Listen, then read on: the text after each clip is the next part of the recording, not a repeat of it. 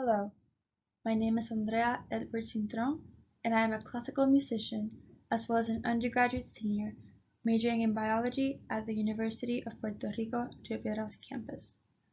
The following work, titled The Effects of Musical Education in Rhythmic Perception and Production in Puerto Rican Adults, was completed under the guidance of my mentor, Dr. Amaya Micala Jauregui of the Institute of Neurobiology at the University of Puerto Rico Medical Sciences campus.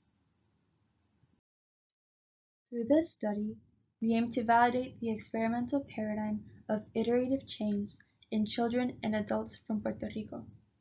We also seek to correlate rhythmic perception and production in adults and children, evaluate the association between musical education and performance in rhythmic perception and production, as well as shed light on the maturation of the development of musical capabilities during typical brain development.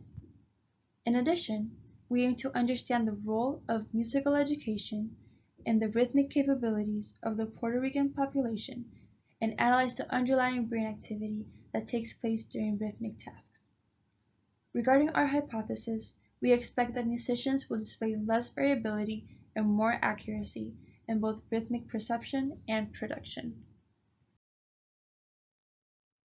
As you may know, music has been prevalent throughout the world as well as throughout history, resulting in its high diversity in styles and genres. Interestingly, all these different musical genres share fundamental similarities known as rhythm universals, which are strong patterns that emerge statistically above chance. There are 6 rhythm universals. Summarized, these rhythm universals indicate that beats tend to have constant spacing between them, tend to be organized in groups of 2 or 3, and can have different lengths, which can be combined to form rhythmic sequences.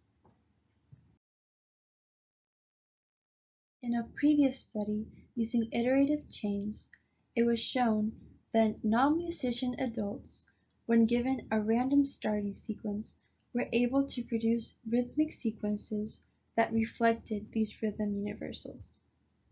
Additionally, the final rhythmic sequences that resulted from the iterative chains were more structured and easier to learn than the starting pattern. Our experimental design consists of 55 adults and 55 children of both sexes from Puerto Rico. Both children and adults are separated into 3 subgroups, with and without musical training, as well as a preliminary group whose brain activity is monitored during the tests using functional near-infrared spectroscopy, or Fniers for short. These groups take part in completing a series of tests. The first test is the Montreal Battery of Evaluation of Musical Abilities, also known as MBEMA.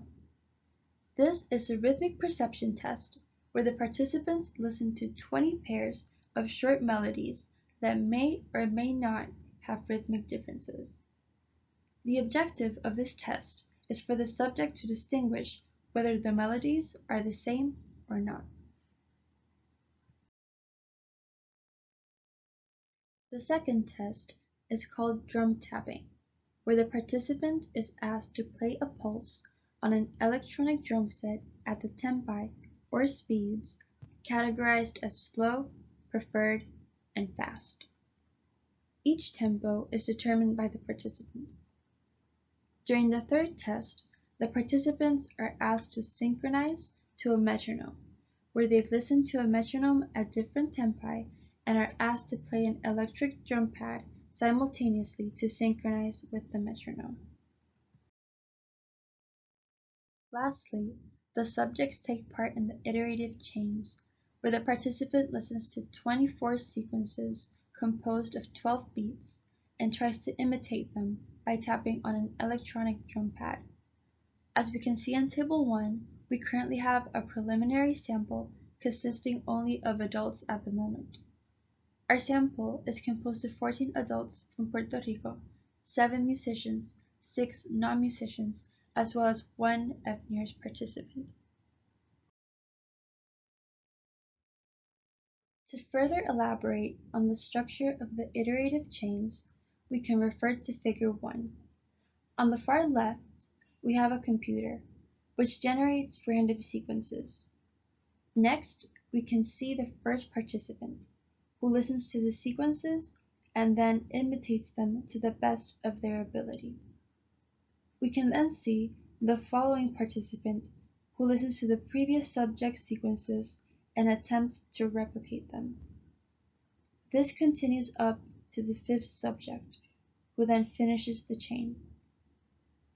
Focusing on Figure 2, we can observe preliminary data regarding the distribution of inter-onset intervals of the sequences as the chain progresses.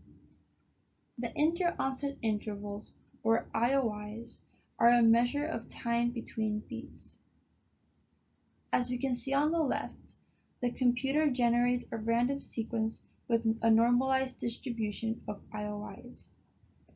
As more participants contribute to the chain, we can see a positive skew, showing a tendency towards lower IOIs or rhythmic sequences with faster tempo. When looking at the rhythmic perception test of MEMA, we found on average a slightly higher score and lower variability in musicians. However, we found an overall proficiency in both musicians and non-musicians, with both groups scoring 85% or higher. When considering metronome synchronization, while both groups maintained similar inter-onset intervals during the three tempi, musicians demonstrated lower variability than their non-musical counterparts, with the exception in fast tempo.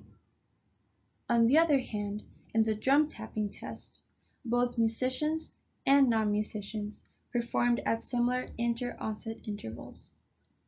Interestingly, musicians displayed greater overall deviation, with an exception at the preferred tempo. Lastly, we considered Fniers. Fniers is a non-invasive technique used to monitor brain activity by taking into account changes in blood oxygenation. These changes are detected through a series of sources and detectors, known as optodes, which are represented in the present images in red and blue respectively.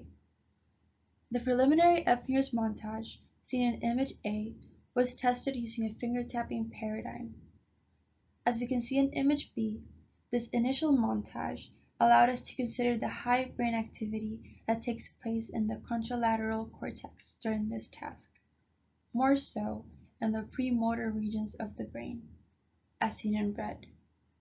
However, as we progress in the study, we designed a new montage that covers motor and parietal regions of the cortex, as seen in image C.